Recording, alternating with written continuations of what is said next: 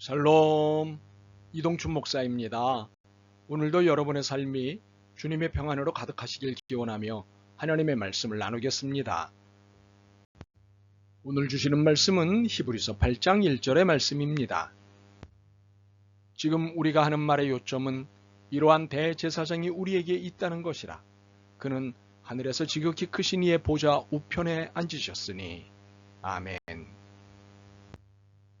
히브리서 8장 1절 말씀을 본문으로 우리는 모두 제사장이라는 제목으로 말씀을 나누도록 하겠습니다. 히브리서 8장은 요점 정리로 시작합니다. 지금 우리가 하는 말의 요점은 이러한 대제사장이 우리에게 있다는 것이라. 이것을 세 번역으로 다시 읽겠습니다. 지금 말한 것들의 요점은 이러합니다. 곧 우리에게는 이와 같은 대제사장이 한 분 계시다는 것입니다.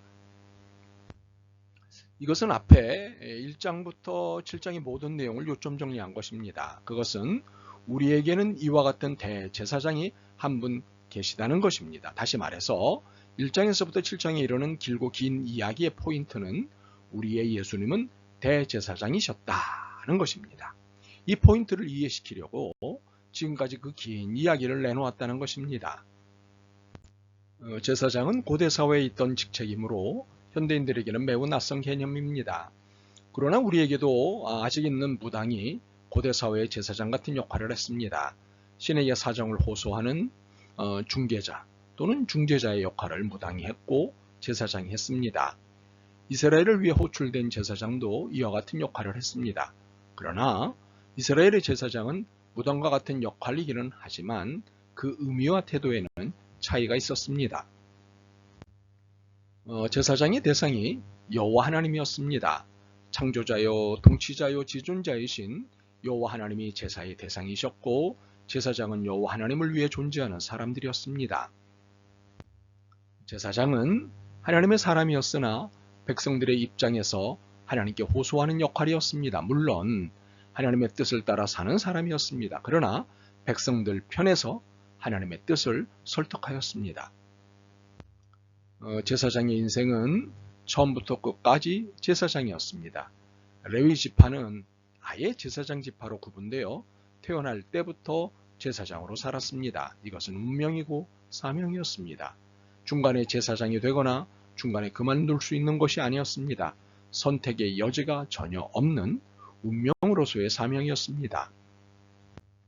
제사장은 제사에 관한 모든 것 일체를 감당했습니다.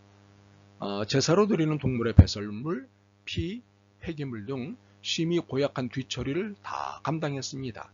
천한 사람이 하는 일, 귀한 사람이 하는 일이 따로 없었습니다. 하나님께 올리는 제사와 관련된 모든 일은 알파부터 오메가까지 다 감당했습니다. 누구나 다 그렇게 했습니다. 제사장은 늘 거룩에 입각한 말과 행동을 했습니다. 제사를 올려드리는 하나님이 거룩하시기 때문이었습니다. 그러나 거룩이라는 것이 소위 위험을 떤다는 의미가 아닙니다. 거룩이란 정의와 사랑입니다. 폼이 아니라 지향성을 말합니다. 정의로운 삶과 사랑의 삶을 살아내는 것이 거룩입니다. 옳은 것을 추구하고 그리고 이해와 포용을 이루어내는 소통적 삶을 사는 것이 거룩입니다. 이 거룩을 일상과 현장에서 살아낸 사람이 제사장이었습니다. 그런데 대제사장도 있었습니다. 대제사장은 제사장 전체를 대표하는 총책임자였습니다. 규칙으로는 1년 리더십이었습니다. 그래서 매년 제사장 리더십인 대제사장이 선출되고 그는 1년 동안 자신의 리더십을 수행했습니다. 그렇다면 이 리더십의 의미는 무엇이고 그 역할은 무엇이었을까요? 대제사장은 제사장들의 대표였습니다. 총책임자였습니다. 그런데 이는 권력과 무관한 것이었습니다. 가장 험한 심부름을 하는 자리였기 때문입니다. 죽음을 각오하고 하는 자리이기 때문입니다. 대제사장은 1년에 한 차례 지성소에 들어가는 일을 해야 했습니다. 그런데 이 지성소는 보통의 긴장감으로 돌아갈 수 있는 곳이 아니었습니다. 죽음과 생명이 공존하는 곳이었기 때문입니다.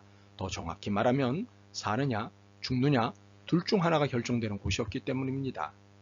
백성들이 준비한 제사와 그간의 삶의 내용이 하나님의 마음에 들면 살지만 마음에 들지 않으면 죽음이기 때문입니다. 누가 살거나 죽느냐 하면 대표 리더십 즉 대제사장이 살거나 대신 죽는 것입니다. 그래서 대제사장이 지성소에 제사를 드리러 갈 때는 항상 그의 발목에 방울이 달린 줄을 묶었습니다. 제사를 드리려면 계속해서 움직이기 때문에 방울 소리가 울리게 되었습니다. 만약 방울 소리가 한동안 들리지 않는다면 무언가 잘못된 것이기에 줄을 끌어당겨 이를 확인하고 죽은 것 같으면 줄을 통해 그를 끌어내야 했습니다. 이렇게 해야 하는 이유는 지성소는 대제사장만 들어갈 수 있었기 때문입니다. 이처럼 지성소는 권력이자 심판의 장소였고 이곳을 들어갈 수 있는 기회를 1년에 한 차례 얻는 대제사장은 권력질은 언감생심 죽지는 않으면 다행이었습니다. 그는 겸손할 수밖에 없었습니다. 바로 이 역할을 자처하신 분이 예수님이셨습니다. 선택의 여지도 없었지만 기꺼이 이 일을 맡으셨습니다. 우리를 사랑하셨기 때문입니다. 그래서 한시적인 대제사장이 제한적인 능력으로 하나님을 만나는 것을 그만두게 하셨습니다. 그리고는 예수님께서 영원한 대제사장이 되심과 동시에 자신을 속죄제물로 드림으로 모든 죄와 죄의 권세들을 이기셨습니다. 기꺼이 한 번 죽으심으로 영원한 구원이 되셨습니다. 그러므로 예수님을 믿는 모든 사람들은 영원한 속죄, 영원한 구원을 얻게 되었습니다. 나도, 여러분도, 우리 모두 속죄와 구원을 얻었습니다. 그런데 놀라운 일이 생겼습니다. 대제사장이신 예수님의 은혜를 힘입어 구원 얻은 모든 이들에게 제사장이라는 직분을 입히셨다는 사실입니다. 구원의 선물과 동시에 제사장으로 지명하셨다는 것입니다. 베드로전서 2장 9절은 이를 아주 분명히 설명하고 있습니다. 여러분은 택하심을 받은 족속이요 왕과 같은 제사장들이요 거룩한 민족이요 하나님의 소유가 된 백성입니다. 그렇기 때문에 구원 얻은 우리는 제사장으로 사는 것입니다. 이를 종교개혁자 마르틴 루터는 만인 제사장론으로 정리하였습니다.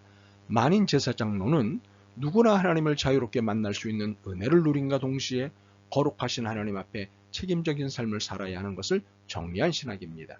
그리스도인의 자유와 책임을 말하는 신학입니다.